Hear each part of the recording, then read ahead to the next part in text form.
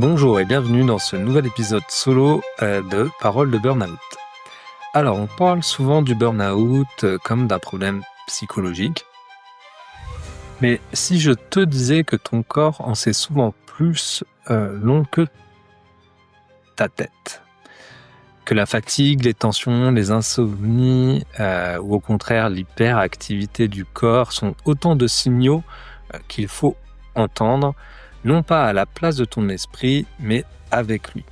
Dans cet épisode, nous allons parler du lien entre le corps, le soma, et l'esprit, la psyché. Pourquoi ils ne sont jamais séparés et comment le travail engage les deux à la fois. Alors, n'hésite pas à t'abonner au podcast pour ne manquer aucun épisode et pour soutenir le travail que je fais à travers cette chaîne. Alors, imagine, tu passes une journée de travail un peu tendue. Tu te dis ça va, tu continues d'avancer, mais ton corps, lui, raconte une autre histoire. Tu dors mal, tu grinces des dents la nuit, tu as des migraines, des douleurs dans le dos, des palpitations. Eh bien, ce n'est pas un hasard. Ton corps n'est pas une machine qui tournerait à côté de ta tête. Il est pris dans le même effort psychique. Et souvent, il parle quand la pensée est empêchée. Le corps est engagé dans le travail de pensée. Pour résoudre un problème, inventer une solution ou simplement tenir face aux contraintes, ton psychisme mobilise ton corps.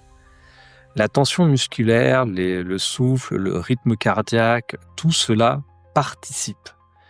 Quand le travail est trop violent, ton corps il encaisse, parfois avant que tu n'en prennes conscience. Le corps est un langage en fait. Les symptômes physiques ne sont pas à côté de la souffrance psychique.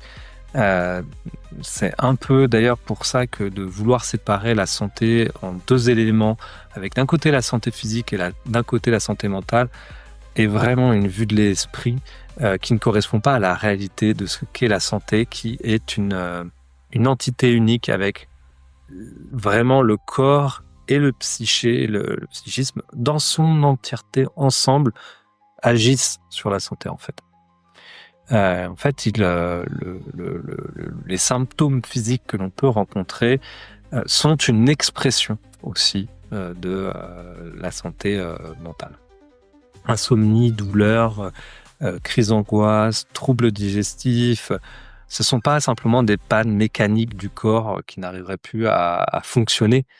En fait, c'est des formes du dire du corps. Le corps parle aussi quand la parole ou la pensée ne peuvent plus le faire.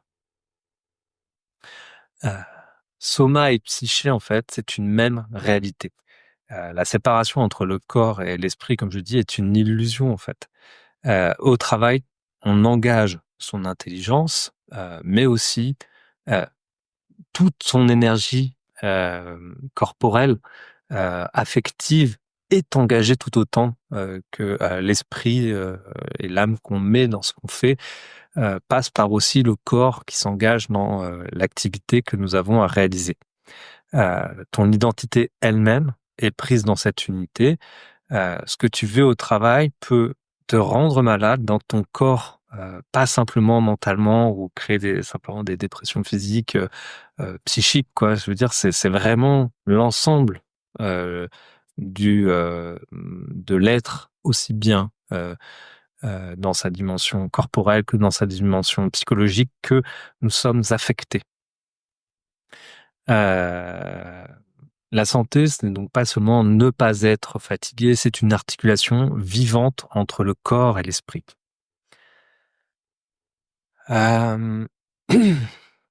Donc, on l'a vu aujourd'hui, le corps est engagé dans tout effort de pensée travaillée. Il parle quand la pensée est empêchée et il fait un avec la psyché. On ne peut pas prendre soin de l'un sans l'autre. Alors, la prochaine fois que ton corps t'envoie des signaux, écoute-les. Ce ne sont pas des faiblesses, ce sont des messages, parce que le corps et l'esprit parlent toujours ensemble. Alors, pense à t'abonner, laisse un avis ou n'oublie pas de partager cet épisode à une personne qui pourrait être intéressée. Dans le prochain épisode, nous aborderons un sujet un peu particulier qui est la sublimation, ou autrement pour dire les choses, comment le travail peut devenir une source de plaisir et voire peut te transformer et te permettre de te développer. Voilà, à la semaine prochaine.